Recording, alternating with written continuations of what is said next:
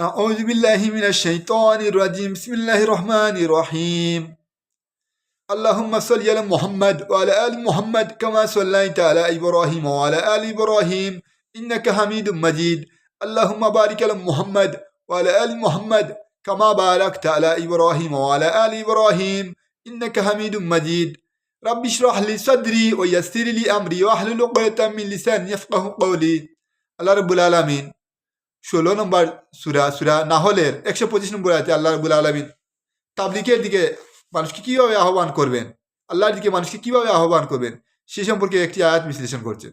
আল্লাহ রাব্বুল আলামিন বলছেন, উদউ ইলা সাবিলি রাব্বিকা বিল হিকমাতি ওয়াল মাউইজাতিল হাসানাতি ওয়াজাদিলহুম বিল্লাতি হিয়া আহসান।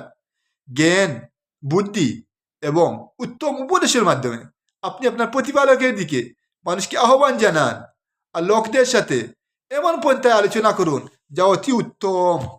তখন দেখবেন সবাই আল্লাহর দিকে আসছে, আপনার কথা শুনছে। তাই আসুন আজ থেকে আমরা হিকমার সাথে আল্লাহর দিকে মানুষকে দাওয়াত দেই।